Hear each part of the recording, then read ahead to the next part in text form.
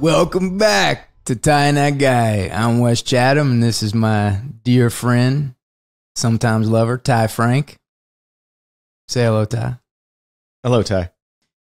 We have another special guest. This is back-to-back special guests. I'm really excited about it. Do you want to introduce our guest, Ty?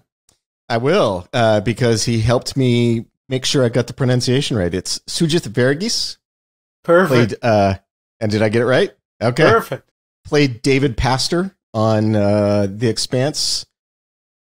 We were going to talk about a specific episode of Season 5. I think we were going to talk about Episode 8, but because David Pastor's storyline drifts across 3 episodes, and it's an interesting storyline, I think we're just going to do all 3, right? Or his storyline in all 3. Is that right? Correct. So Sugith plays a minor UN functionary. I believe he's the Minister of Transportation, right? I think that was what we wanted. Yeah, I was Minister of Transportation, but I was the designated survivor in your show. That's right. Another show shot in Canada as designated survivor. Yeah. So when most of the UN government is killed in a surprise attack, Mr. Pastor suddenly finds himself holding the reins of power on Earth. Well, on the moon, actually. Because they send me up over to the moon. Earth, but he's hanging out on the moon. Yeah. Listen, that was the coolest part of getting this part, because the first thing they had me do was take low gravity sessions for this show, and I went, now that's going to add to my special skills part of my acting resume. Yeah, you get paid more if you can do low gravity, for sure. Yeah, but that's what was the great thing about doing the show, is that the care put into all the science stuff. I mean, it was just, there's one little reference in dialogue in my first scene to the low gravity, but, you made me learn what that means. Real quick, just a little bit of background. You said that you're from Canada? Were you born and raised in Canada? Well, I was born in India, but I grew up in Saskatoon, Saskatchewan. My family immigrated to Canada when I was a year old. And when did you get bit by the bug? How did you get into the storytelling business? I was the first pre-med drama double major at the university I first attended. And I just never got around to applying to medical school. I didn't plan on being an actor. So when I was in university, I studied theater, but I studied directing and dramaturgy, and I tried to be a playwright and pretty much anything but acting. And in fact, when I started in television, I broke into TV in Canada as a writer. And I was doing my graduate degree in film, and I got a chance to write for a TV show in Canada. And that's how I started. But the second script I ever wrote was a movie that was kind of the first multicultural romantic comedy that the CBC, which is our public broadcaster in Canada, ever made. And I think the last multicultural romantic comedy they ever made. But they greenlit this movie that I wrote, and this is like in 1982, and there were no brown actors, and it was about a brown guy who grew up in Canada, and he had a white girlfriend his parents didn't know about, and what he didn't know is that they were arranging a marriage for him with a girl from India who happens to have a dowry of $50,000, and he thinks, oh, well, I'll marry her and run off with my girlfriend with this money, and, hijinks ensue. And we couldn't cast the movie because there were no actors, and they were going to cancel it, ending my career. So I begged them to let me audition, and they let me audition. I auditioned like 3 times, and I got the part. And I started my own movie, and that's how I started acting. And then I started at the bottom. Wow. What was that first day like? It was like a dream. I mean, I had... There was no nerves? No, you know why? Because I'd written it. So I just felt I understood what it was about. So the nerves, it was just, I was in too deep to get nervous. I was like flying. I mean, the movie is actually pretty good. It won a bunch of awards when it came out. It was on TV Guide magazine cover, and it was reviewed, and I kind of sort of went in not knowing anything about anything, and I appreciate the help that the producer and the director, and they sort of took me under their wing and made sure I didn't make a fool of myself. But, it kind of worked. Really, it was the aftermath that was the shock, because then I was no longer, I was a TV star for a brief period, and then I was, back to square one. And I really had to start an acting career from scratch at that point with my one big credit. You just needed to write all of your own parts from then on. I did it a couple of times. I wrote a guest starring part for me in a police drama that was shot up here, and I wrote a couple other things. But, it was really sort of 50-50 acting and writing, certainly for the first half of my career. I was very lucky. I ended up writing for a very famous TV series that was shot in Canada called Fraggle Rock. The Muppets, Jim Henson. Yeah, I love that show. Directed one of my episodes. Suddenly I know why Clint is here. I smelled radishes. Yeah, I know why Clint is here. Clint is here because of Fraggle Rock. Oh, is that right? Well, I was one of the original writers for Fraggle Rock. We've talked about Fraggle Rock on this show, and you can solve something for us. This is so thrilling. Yep. The little green men that build those big glass buildings that are constantly working. Doozers. What are they doing? Are they building a city? And do the Fraggles, are they building food for the Fraggles? Well, they think they're building stuff just because that's all they do and they love doing it, which is building stuff. All right. They used, Jim's a genius, right? And the concept was interconnectivity between species. So the Doozers are using ground up radish dust to make these structures. And all they want to do is build these structures. Now, what do Fraggles eat? Radishes. So they like eating these things, which makes the Doozers happy because that means they just get to build more of them. And so it's like a circle of life, food chain thing that Jim came up with. And the other species on the show, the Gorgs, they grew radishes. So the radishes are grown by the Gorgs, harvested by the Doozers, eaten by the Fraggles, and the cycle continues. So my question about the Gorgs is, are they a crazy family out in the sticks, or are they really a king and a queen? Are they really the king and queen of something? Or do they think that they're the king of their own farm, their own radish farm? They think they are the king and queen of the universe, and nobody's told them otherwise. So, but I mean, meaning, are there other Gorgs in their world? Like, do they reign over I other never people? saw them when I was on the show for 4 seasons.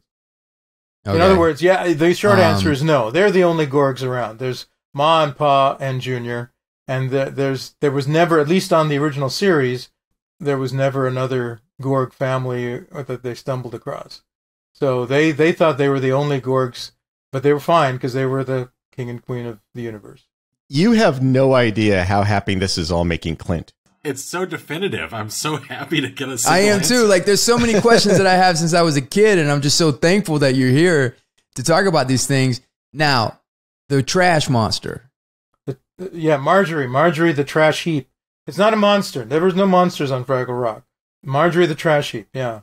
Voiced by the great Jerry Nelson, who also did The Count on Sesame Street, by the way. Oh, wow. So was the creature that was in the trash heap, was it like a spirit that was made of the trash, or was it a being underneath the trash?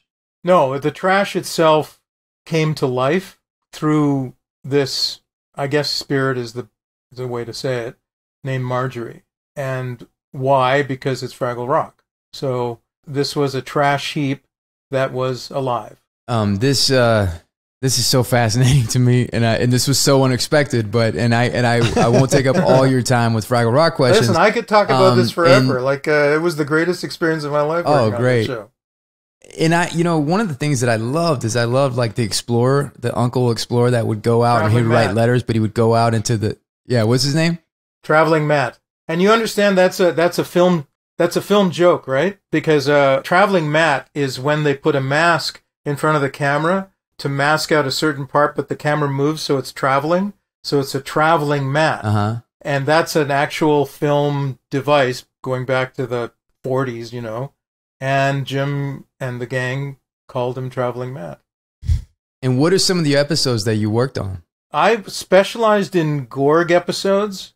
My first one was called The Beast of Blue Rock. I did an homage to Samuel Beckett called Home is Where the Trash Is, which was kind of when Philo and Gunge, the two sort of rat-like creatures that lived with Marjorie, decided they'd had enough and took off for the the hinterland, and then they realize that home is where the trash is. Yeah, I did a lot of Gorg episodes. One was called Dark and Stormy Night. One was called Ring Around the Rock. I did 10. I wrote 10 of the 96. And what's interesting is back then, there was no room. There was no writer's room. All of us writers, and there were, besides Jerry Jewell, who was my boss and the head writer for the show, and Jocelyn Stevenson, who was also kind of a Muppet writer, there were 4 or 5 Canadian writers who each of us wrote every word of every draft of every episode that we wrote. We were on set for the whole time, and we would have to rewrite on the fly because the shows had to come to time, and they would time every scene as we shot them. And if the show was running long, I'd have to cut something from what was left to shoot in order to make sure we didn't run too long. Or if, heaven forbid, we were running short, I'd have to write on the floor to pad the scenes that was left to shoot in order to make sure we came into the editing room on time. But there was nobody rewrote anybody. There were nobody.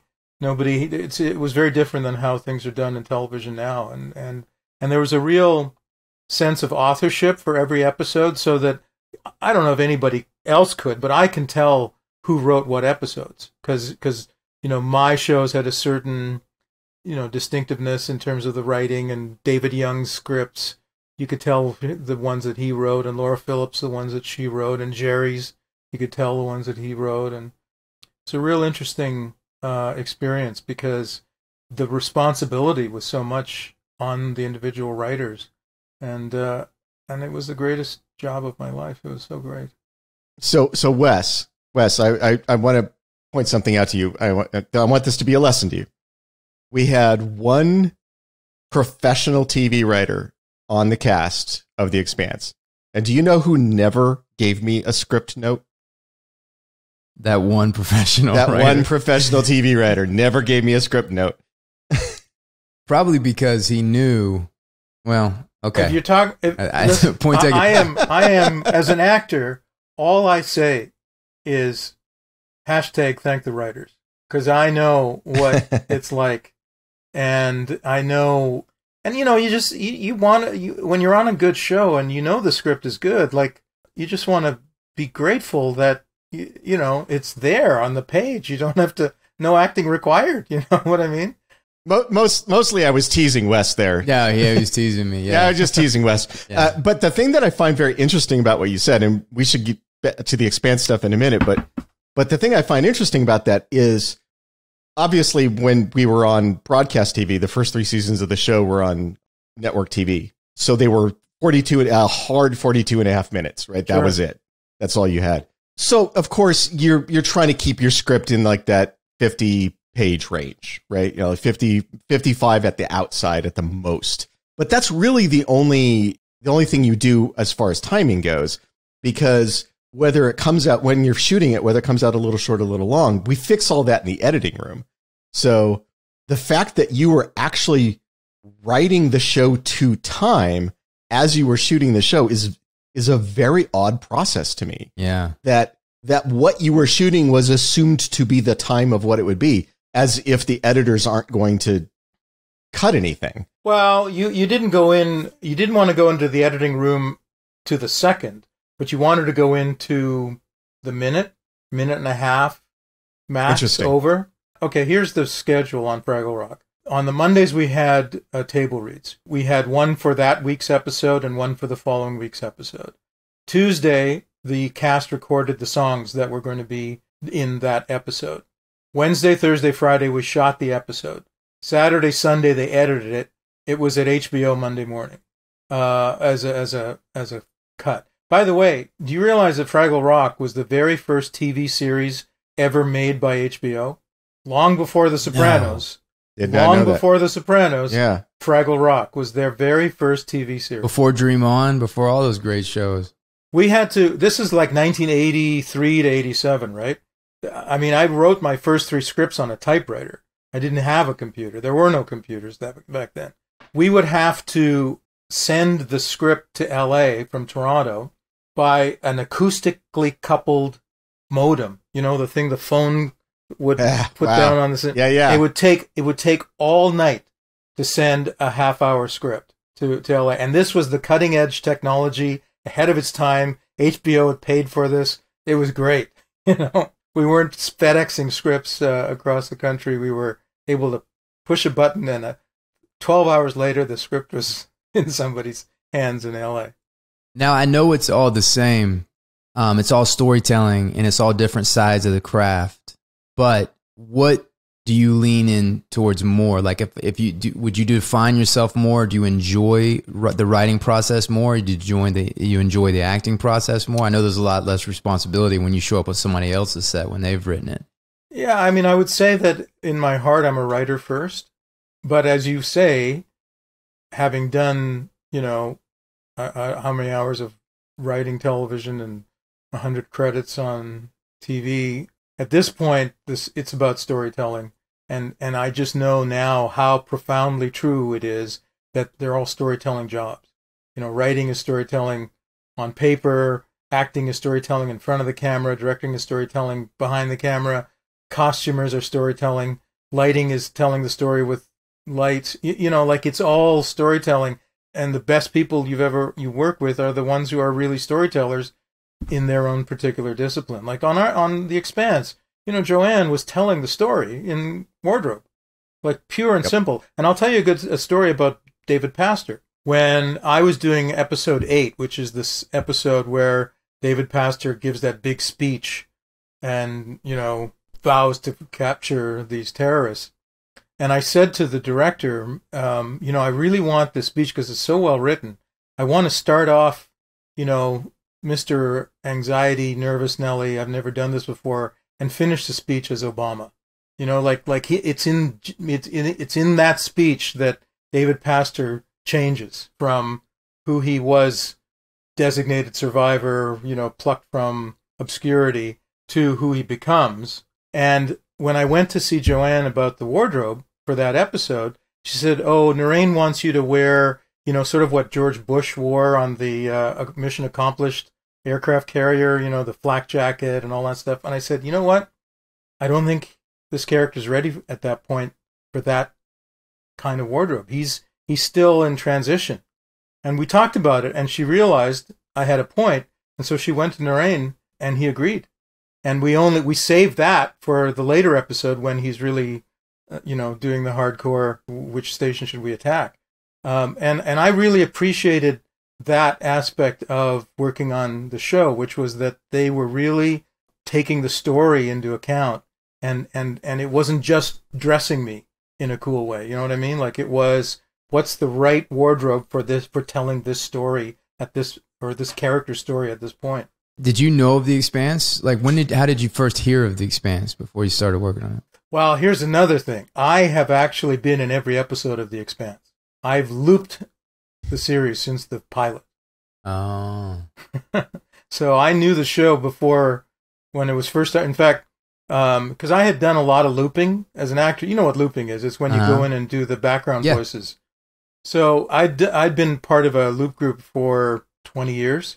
And when The Expanse started, they basically put together a little hardcore team of good, experienced loopers, and I was one of them. And they brought in Eric, who taught us, Belter, and we didn't know what this was, and we were taught Belter, the Belter accent, and the whole language, and because in looping you have to improv on cue, right? You have to pretend you're on Palace Station and start doing.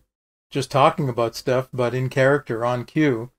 And so we had to learn Belter and, have to learn space jargon and have to, all these kinds of things.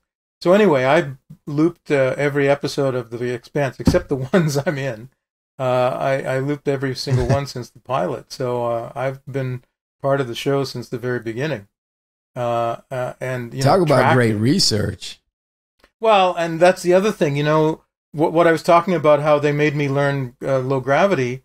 Same thing with looping, the care. I've looped a lot of shows, but the care that they put in The Expanse to teach us Belter so that we could loop it authentically with that accent and know what we were doing, and so that we weren't just saying rhubarb, but we were actually, Baratna. What do we were speaking in the code of the world, It just goes to show you what went into it. And I, I was really proud to be part of that long before you cast me in on screen. So how did that happen? Did the agent call you and say that there's this role that you're right for, or did you have relationships because of the looping? How did that happen? I guess it's the Toronto casting. Robin was cast the show. I had read for other parts over the seasons. I hadn't got them, and in fact, I auditioned for Avasarala's husband. Yeah. Well, I actually auditioned for the one of the series leads. Alex, Kamal. Yeah. So I had auditioned for different parts over the years, and I think David Pastor came up and Robin just brought me in to read, and so but I don't think they had me reading from the actual script.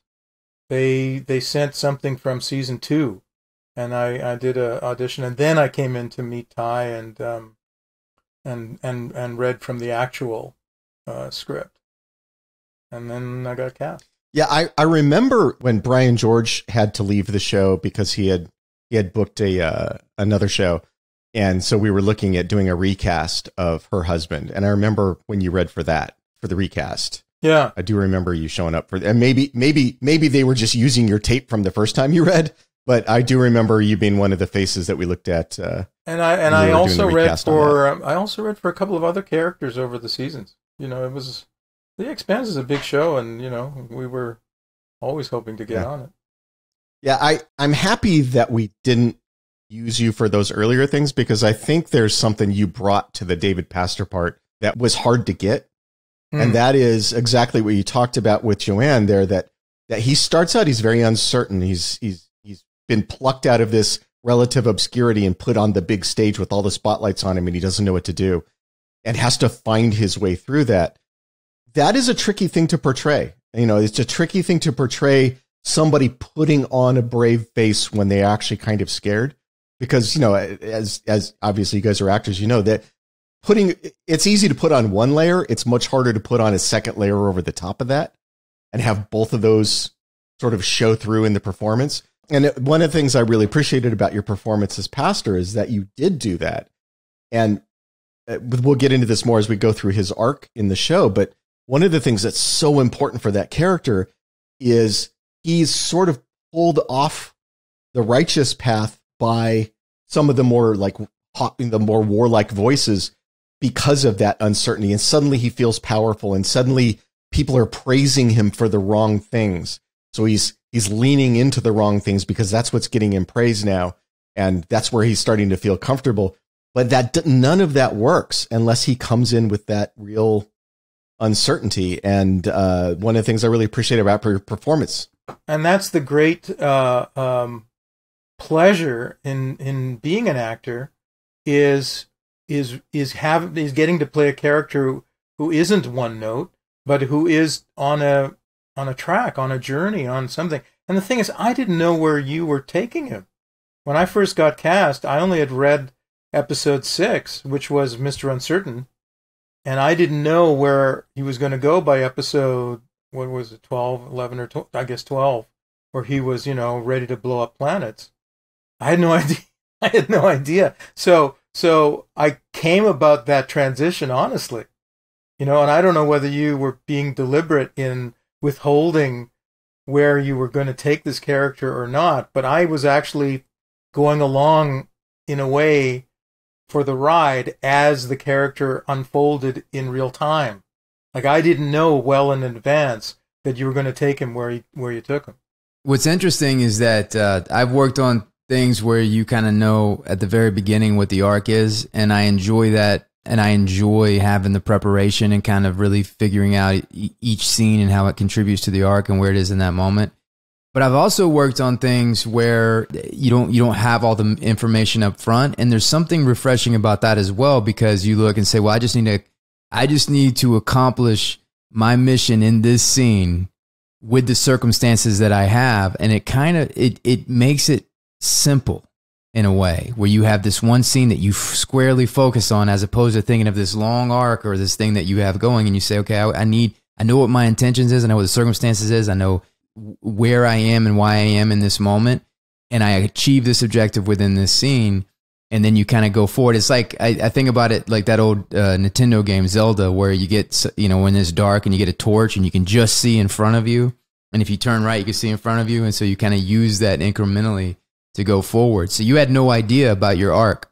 What it allows is you don't overthink it, and that's the great thing. I mean, my big fear as an actor is overthinking it, because if you overthink it, you're not in it. You're not just being. You're standing outside the character and kind of, puppeteering. But when you're just able to be present and just be in the moment, it's both liberating and it's thrilling. It's exciting. It's fun, rather than, if you're working on Hamlet and you understand where he's going, and it becomes this whole, thing that weighs on you. I liked it. I enjoyed not just being able to deal with what I knew and not caring about what I didn't know. And then when when episode 12 came along, I went, holy shit. Okay. These guys weren't playing.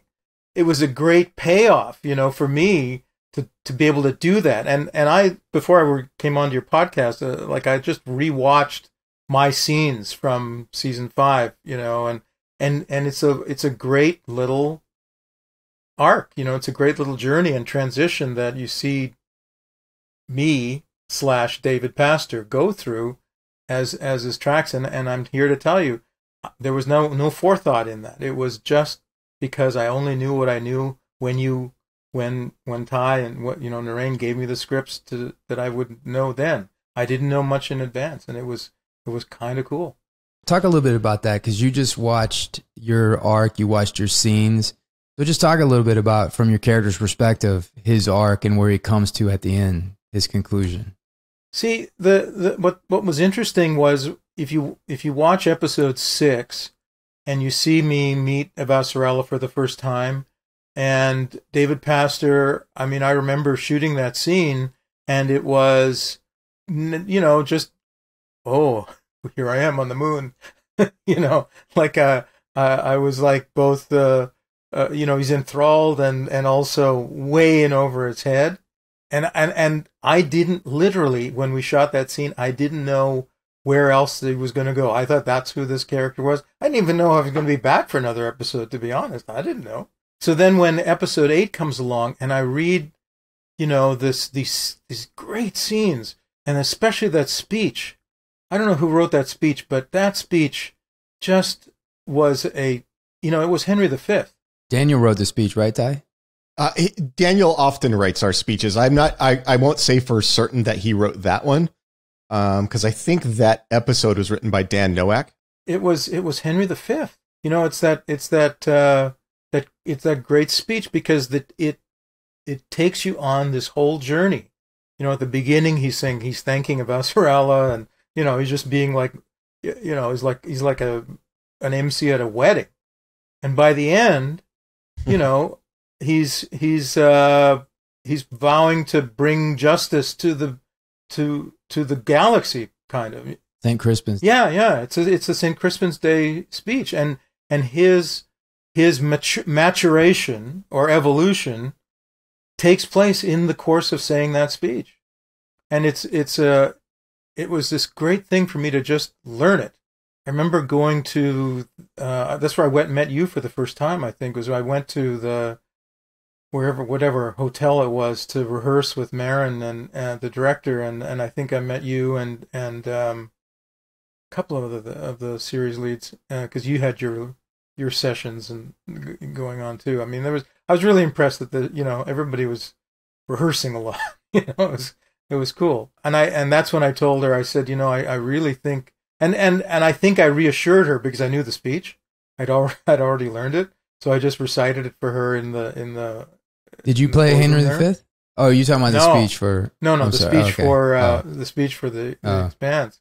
That I just recited it for her, so she knew that I knew it, and that kind of reassured her. So I think she was able to then plan out how she was going to shoot it with some confidence, right? She knew that I knew the speech, so she didn't have to plan on cutting around my flubs or something, because I probably would be able to get through it, without having to stop camera. I mean, I get through the whole speech.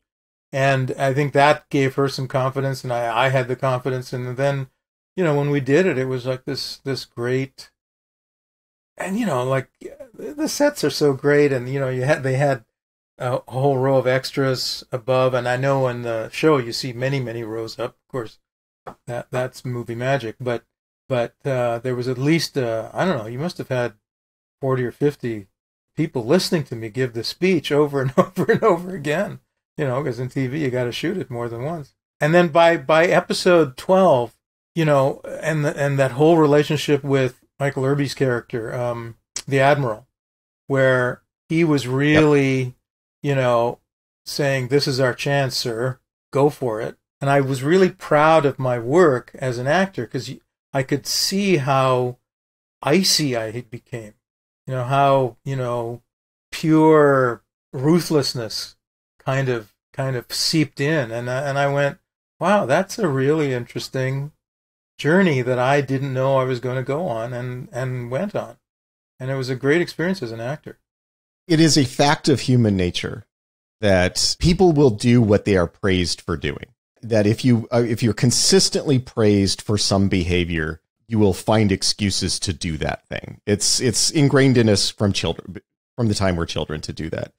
And that scene that you're talking about, the speech where David goes from sort of uncertain to sort of powerful, one of the brilliant things Narain did as the showrunner is he's already layering in that feedback loop, because as you go through the speech, when you start getting the more sort of militant, sort of hawkish elements of the speech, you can hear the crowd verbalizing around him, vocalizing around him. And you start to hear some claps. You start to hear people cheering. And so he's already, right from the beginning, he is getting positive feedback when he plays the hawk, when he plays the militant, right? It's already starting. And the great thing, as you bring up the relationship with Irby, who, by the way, what a fantastic actor he is. Oh. Such a thrill to have him on the show, too. That the scenes with the two of you together are great because that's what he's doing. He keeps praising you, keeps telling you how good you are when you are militant, when you're calling for military action, when you're being a hawk. He heaps praise on you for those things. And so he's sort of continuing that feedback loop. He does another thing as an actor, which I don't know if he was doing consciously or it's just my, love of Michael Irby, the actor, is that he the character made me, the character, want to be like him, right? So he's tough as nails, right? And it just made me want to be as cool as he was. You know what I mean? And that's what I felt was happening in those scenes with him. It was a real surprise to look at them after the fact again, because I didn't realize how much that was happening at the time, because you're just in it, you're just acting in the moment at the time. But when I look at it now, it's interesting that you bring that up, because I would say that one of the elements that Michael Irby brings to every role he's in, and I've seen him in a lot of things, is confidence. He always comes across as incredibly confident. And you start out with David Pastor being very unconfident, right? He's very insecure. And I absolutely see what you're talking about, that one of the things he would find very attractive about Admiral Delgado is his confidence. And he's trying to emulate that confidence. Yeah, I absolutely see that now. It wasn't something I'd consciously thought of before, but I think that's a really good note. Well, and if take a look at that scene where I offer him the drink. He comes into the office, and I tell him, there was something you were going to say today, and you didn't say it, but now you can say it. And it's all I find it, because there's not much that's said in the scene. It's not a lot, that none of that is revealed in dialogue, but it's the way he looks at me, and it's the way I look at him, and it's a kind of male bonding, boys club. All that kind of stuff happens in that scene, and it just leads you to that last scene where Avasarala just kind of takes him out for going too far, But I couldn't have got there. I mean, David Pastor couldn't have got there without that scene where where Admiral Delgado just kind of, says, you should be one of us. I know you're a writer, and it sounds like you got a strong theater background. You mentioned Beckett, you talking about Shakespeare speeches. We do this thing at the end of every episode, every podcast we kind of do a top 5, whatever that podcast inspired. And we should have got a little highbrow for our guest and done a little like greatest Shakespearean speech on film or something like that. But, I'm ready to go right now. I can do that one right now. Which one is it? Is Henry V? What's his name in Henry V? Or is it Brando, the Brutus speech? I came here to bury Caesar, not to praise him. But by the way, that would be number 1 for me. Brando's Mark Antony is fucking movie magic. That is movie magic right there. Mark Antony. That is beautiful. Yeah. That's Mark Antony who gives that speech. Have you ever seen those? They did little versions of those speeches for, I don't know, it was a British celebration, and there's just the speech, like Riz Ahmed does a speech from one of the Shakespeare plays, and the guy who starred in Homeland, what's his name, Damien, he's in Billions now. Yeah, I know what you're talking about. Yeah, he does the I come to bury Caesar, not to praise him speech, and it's a revelation. Like, it's so opposite what Brando does, but it is just, it makes you hear the speech for the first time. I urge you to go to Damian Lewis. That's his name. Go to YouTube and look it up. I've seen that one on YouTube. Yeah. I mean, that's the great thing about Shakespeare. It can be interpreted a million different ways. If you ever get the chance to watch from about 45 years ago, the BBC did Shakespeare. They did the entire Shakespeare canon. There is an Othello that Anthony Hopkins plays Othello, and Bob Hoskins plays Iago. And Bob Hoskins was in the Long Good Friday, and he's like this fire plug shaped guy with a Cockney accent, and he plays Iago like that. And Hopkins is not black, but it's an amazing version of Othello, and I'm not saying it's politically correct, but it's worth watching. Was he as good in that as he was in Roger Rabbit? He was a great actor. He was so good. He's fantastic. And the other one there was a Kenneth Branagh, Taming of the Shrew that John Cleese starred in. He played Petruchio, and it's amazing. I don't know how you get to see them now, but I remember seeing them I was in drama school at the time when they were aired on PBS. Kenneth Branagh, when he did Henry V, his St. Crispin speech is great. Yeah. It's fantastic. Yeah. That's one of the best. Yeah. I've liked Branagh in almost anything. I've always just really liked him, and he is my favorite movie about the Nazis ever. But his St. Crispin is, like, I get why those guys went and fought the French so hard. Like, after that speech, I'd be like, yeah, fuck those guys. Let's kick their ass. I think he's better than Olivier's Henry V. Oh, I do. I do. Yeah, definitely. What was the... It's tricky because it's film, right? Because I've seen a lot of these plays. They do they video the play. They put the play on film, and then you can go and watch them at the library. Well, who's your favorite film version of the "To Be or Not to Be" speech? Mel Gibson. I'm just kidding. I'm surprised you even saw that one. You know what? I mean, Mel did okay. Mel was okay. By the way, I enjoyed that. I mean, I didn't know till after the fact. Till when I started studying acting, that people look down on that, because I there is a fire, a craziness in his eyes that's just mesmerizing. And I mean, probably because he's crazy, but there's something that is so unstable and unpredictable about him on film, and I thought it worked really well. I liked it, but I thought he was a bit too mature for the part. If he was in his 20s. It would have all came together, I think. But it was just a little odd that he was so... It was the beard. Yeah, he was just so virile and robust, and, the character isn't that virile and robust. He's kind of, he has a tough time getting laid.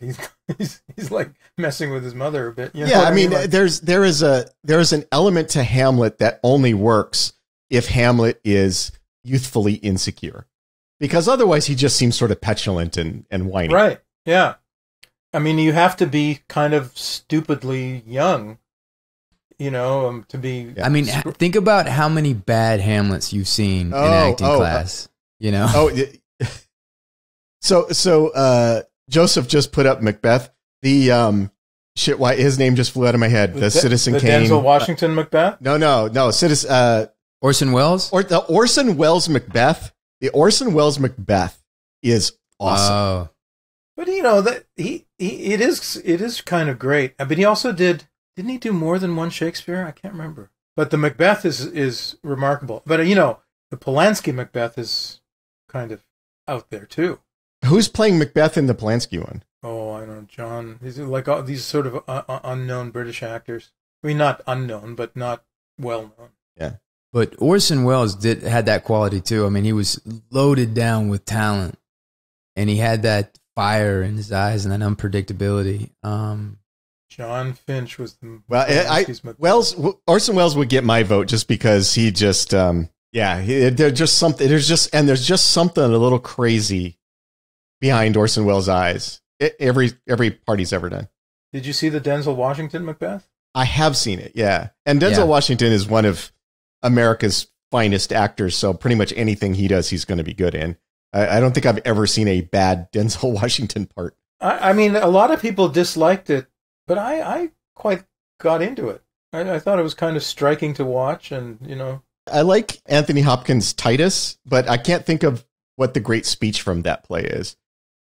Have you seen Mark Rylance do any Shakespeare? I've seen the video version of Twelfth Night, but it's like it's the play, and they've videotaped him doing a performance of the play, and it's because I've only seen him in films, but apparently he's like the second coming. No, of he's Olivier. like the greatest stage actor I've ever seen. I saw him on Broadway in Jerusalem, and it's the greatest stage performance I've ever seen. He's an incredible stage actor. Physically, vocally, and effortlessly. He's an effortless actor.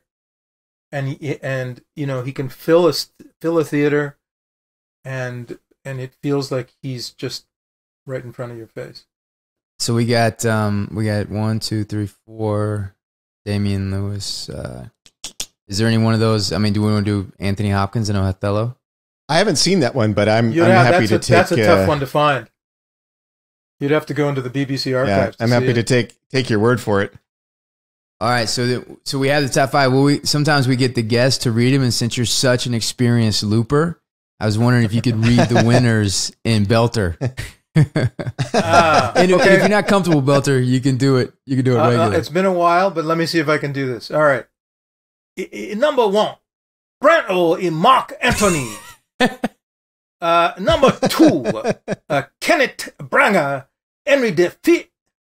Number 3, Macbeth, starring Orson Welles. Number 4, To Be or Not to Be, Mel Gibson.